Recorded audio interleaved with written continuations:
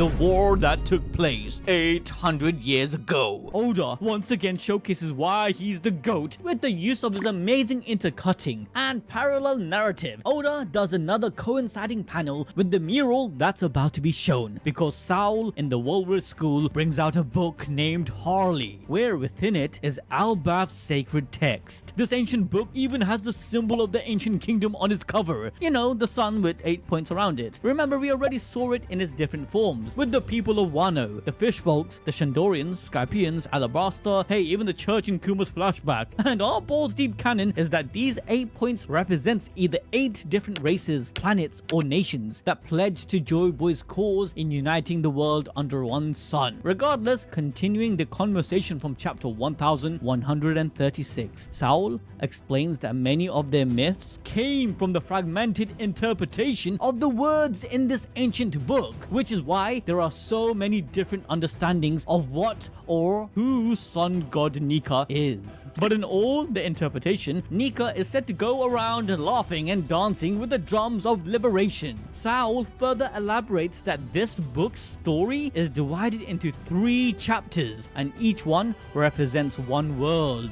where the last chapter and world is actually a prophecy about the present time, indicating that the previous 2 are events that happened in history. As Robin takes the book to read it, we pan to the absolute epic final double spread with the full mural on display. Robin translates a poem explaining the 3 worlds, where the history of the first 2 seems to be represented by the mural. And damn, this imagery is insane. So let's use our balls deep observation hockey and try to decipher what's going on. The first 2 worlds in itself can symbolize the historical divide between the 2 major ages of civilization, or it can also be seen as events that happened on 2 separate planets, where on the carvings these 2 ages are divided into 2 sections by the image of a massive wishing tree. So let's jump into the first world, which I believe is a double entendre representing the first era and literally a completely different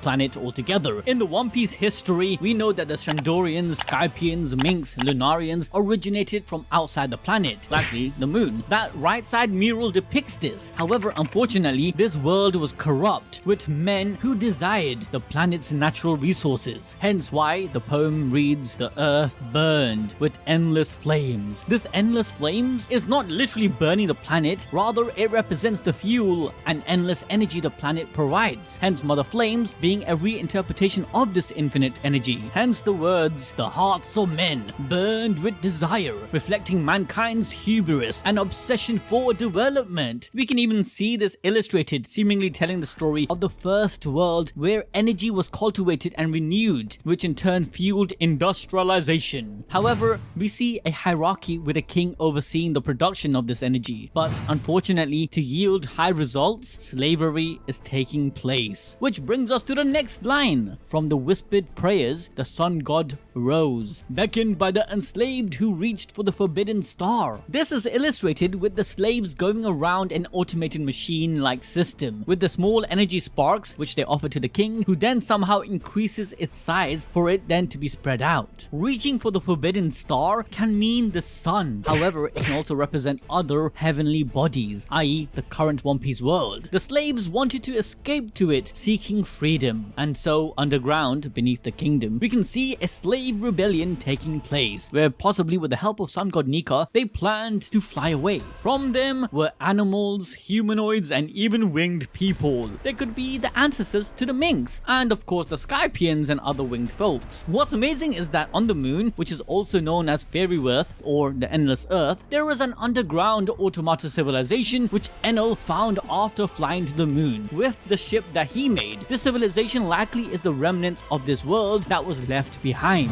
But what's even crazier is that this ship in question, the Ark Maxim, look oddly similar to the ship carved in this mural, which suggests that the enslaved people of this planet built it and used it to immigrate to the One Piece world, and later Enel in Berka found its schematics using it to rebuild his ark. Personally, I believe this flying ship is actually the original Uranus, but I'll get to that later on. With that, there's also the possibility that this world is not the moon, but another planet near it, as if we we dive deeper onto the mural, the world they are on depicts two heavenly bodies in the sky, meaning the moon could have been a stopping point. Now the next words for the first world poem reads, "The god of the land was enraged, and the serpent of fire casted the world into ruins." This could be literal, with the different deities causing the collapse of this world's civilization as depicted in the mural. Or it could be a metaphor, representing the constant use of this infinite energy with disregard of the planet itself, causing it to implode. Hence why the poem ends, "They would not meet again," meaning the world and its inhabitants. Funny enough, this actually parallels the current world with the forced flooding and sinking of civilization. But we all know that Luffy ain't going to let this happen and destroy the Red Line and stop Imu's destruction. Now this mural actually even goes deeper, but it probably needs its own video. If you want me to cover it and talk about how it can also represent the different god fruits, then let me know down below. Smash the like button and watch this video for more peak fiction.